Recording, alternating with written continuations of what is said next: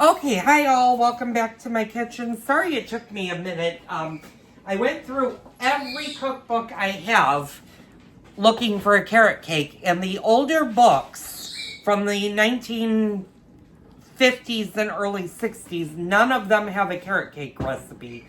The newer cookbooks have carrot cake recipes, but they're either in the round or a sheet, and I want a Bundt cake. Now, if you don't know what a Bundt cake looks like, this is the Bundt pan, and it's a very, very decorative Bundt pan. It's one of my gold pans from Williams-Sonoma, and I swear by the Williams-Sonoma gold pans. They are a great thing to have in your household, especially if you do a lot of baking, but they are expensive. They're not you can buy much cheaper cookware, but I've always said try to get the best that you can afford, and I was able to get the gold pans. And I don't do a whole lot of baking, but I do love a good Bundt cake, especially around the holidays. I love a good rum cake, and we'll use this when we start to get in the Christmas holidays.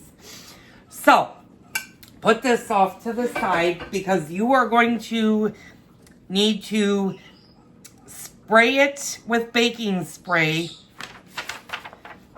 And possibly, this one doesn't have it floured, but you can very lightly flour it. And usually with Bundt cakes or Bundt pans, if you've never made a Bundt cake, they can be a little bit finicky to get out, especially if they stick. So you want to be very, very generous with the amount of spray that you spray in them. You also can lightly flour them, and that just helps any cake that you're putting into the Bundt pan come out really easy. You don't want them sticking in the pan because then they don't look appetizing. So, we are going to be spraying this. Now, hopefully I can reach this. My husband has sprays all over here. And I'm going to need to go get a spray. And I think we have Pam in the pantry. Matter of fact, I'm going to bring you guys over and see. Do you know if the Pam spray is in the pantry, Bob? Yeah, it is. Now getting to it's going to be a problem. And of course, I'm going to set you guys down over here. You might not see me. You'll hear me. I need to get a stool.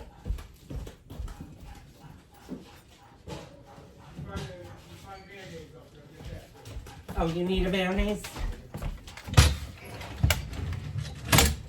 And my legs are a little bit sore because I did a lot of volunteer work yesterday at the pantry. And then I stayed on my feet even longer, which was not a huge problem, but it was a problem.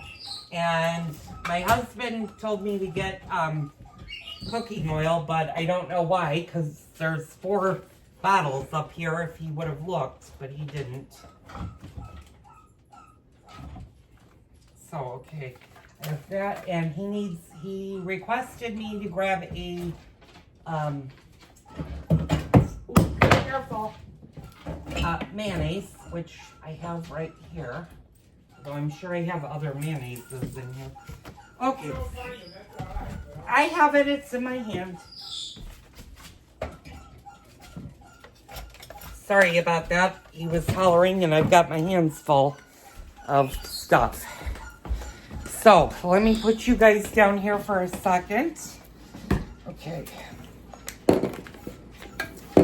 All right. I'm going to stop the video for a second. I need to put things away. I'll be right back.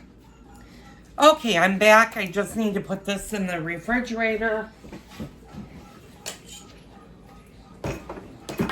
And I know I said I was going to do the Hungarian goulash tonight. That actually now may be tomorrow's dinner. I'm pooped and my legs are really, really sore today. So standing, when you're not used to standing, is not a great thing to do. So anytime you spray a bundt cake, I use Pam. You can use the generic. This is Aldi's oil, but you want to do either a canola. You want to do a canola oil blend. That's the best thing that you can do with the bundt cakes. Even well, it depends on regular cake. If I'm making a 9 or a 10-inch layer cake, those I usually butter. I use butter and parchment paper on the bottom to keep those from sticking. So if my dogs will slowly move out of the kitchen.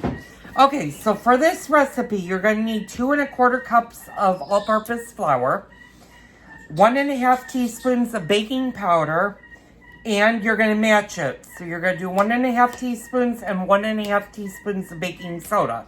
So you're going to use both. You're going to use baking powder as well as baking soda. And I apologize, you're hearing Kona do his thing up there. You're going to need 1 teaspoon of salt, 2 teaspoons of cinnamon, 1 teaspoon of nutmeg, 1 teaspoon of allspice, 1/4 teaspoon of ginger, and 1/4 teaspoon of cloves. And that's ground cloves.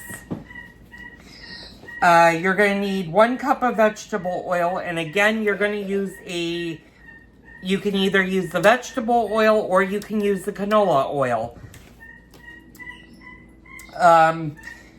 1 cup of granulated sugar, 1 cup of brown sugar packed, and it doesn't specify light or dark. I would use light in a carrot cake versus dark, because if you use dark brown sugar, then your carrot cake is going to have a very dark color to it.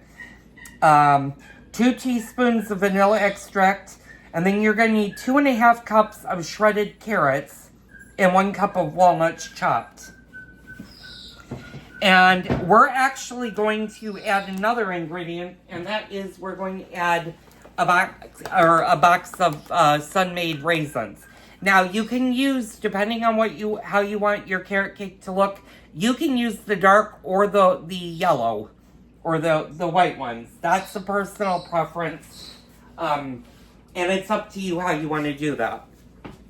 So let's get this recipe started. The first thing you're going to want to do is turn your oven on to 350 degrees. And I'm going to remove last night's pan that my husband's going to have to clean. I made meatloaf last night, but I didn't record it.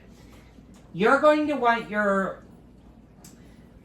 I'm actually going to move you guys over here now that I can do it, so you guys can actually see this. It's across the room, but you want your rack towards the bottom of the oven. You could do it in the middle as long as your bundt cake has enough clearance room. So I'm going to move this to the middle rack, and that's where your bundt cake is going to stay. So I'm going to put my oven on 350 degrees to preheat. I'm going to move you guys over. You might hear the dishwasher underneath. It's running. So we're going to spray it. We're going to spray the bundt pan, and you want to make sure that your bundt pan is very, very clean. Wash it well and let it dry. It's especially if they're decorative like this, it's a pain in the butt to get them really dry. But you want to make sure that they're fully dry. Now, it says spray this literally, and you want to also make sure that you spray the center of your bundt pan. And what we're going to do is we're going to lightly flour this. As a matter of fact, I need to get the flours, so I'm going to... Speaking of flours, I'm going to show you guys what I kind of did. I'm going to go off topic for a minute. You see these 2 canisters that are up here? I have flour and sugar in these. I don't know whose sugar is. I don't think I have anything in the sugar, actually. But I have my bread flour in this one. And I was almost going to grab it, but then I remembered that's my bread flour. So I need to go get the sugar and the flour over on the hutch. And if you're new to remodeling, if you're remodeling your kitchen, or you get canisters and you're a big baker, like me that likes to bake bread and stuff, make sure that your canisters don't match. If you get extra sets, because you don't want to get your flours in your, your flours, at least your flours. Coffees you can kind of make a label for, but it's very important to keep your flours separate so that you don't get your bread flour and your all-purpose flour mixed up. So I've got my sugar and I've got my flour over here. I'm just going to step over here for a minute and grab my measuring cups.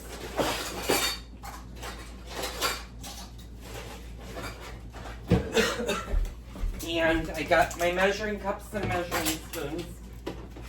And I've got to move a couple of things over. We're still in the process of moving things around so that the kitchen doesn't get over boggled. And right now I've got onions that I need for tonight and for when we do the turkey next week. Okay, so the first thing we're going to do is grate our carrots and measure them out, setting them aside.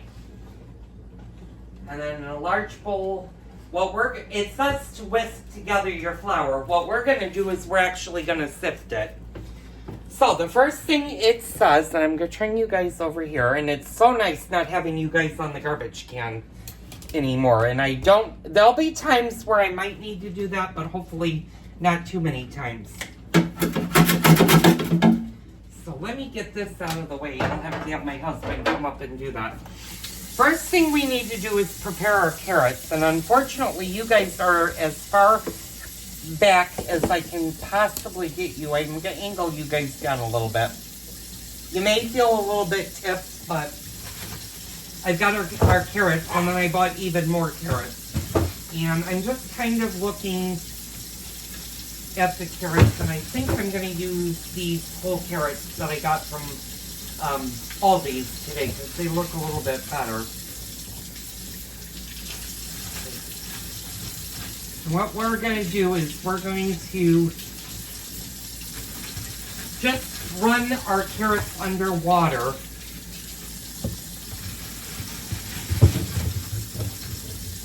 Now, I did not grow up eating carrot cake. I believe I was almost an adult when I first tried carrot cake, and I actually really liked it. Carrot cake was not something that my grandmother, she liked carrot cake, but she didn't necessarily make carrot cake. She made beautiful chiffon cakes and angel food cakes and those type of cakes.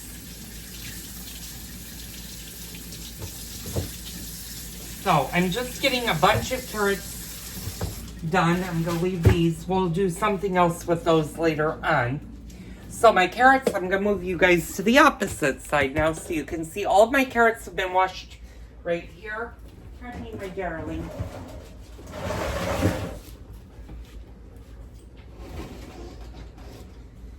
And you are going to need a vegetable peeler for this. I'm sorry I was off camera for a second. And I'm going to move you guys so you guys can see me over there. This is starting to become nice. I'm getting more and more used to the layout of the kitchen, although the kitchen didn't really change. But I'm getting a plate. And pardon me, Belle. Okay. So what you're just going to do is you're just going to peel off the top layer of your carrots.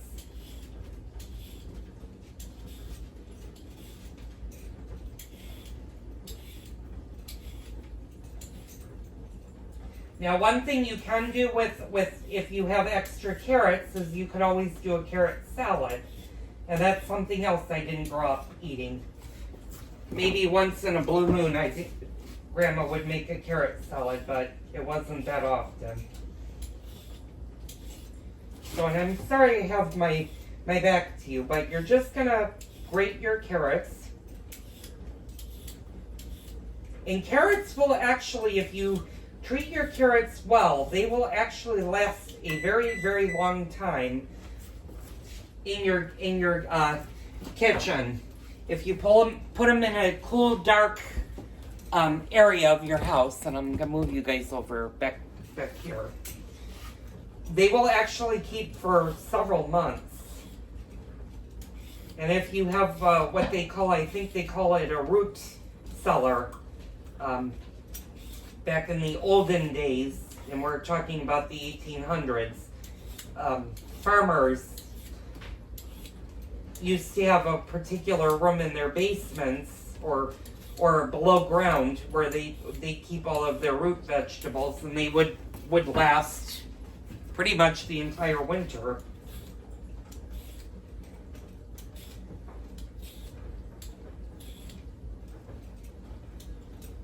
And I don't do a lot of cakes that often because, not that I don't know how to do cake, I just don't need the extra weight gain that I will get. But my husband's been doing pretty good, and carrot cake is actually kind of healthy.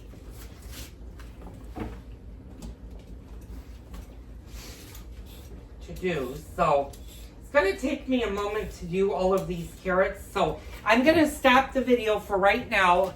I'll pick it up in a few minutes. I'm going to finish peeling all of the carrots, and then I'll show you what to do next.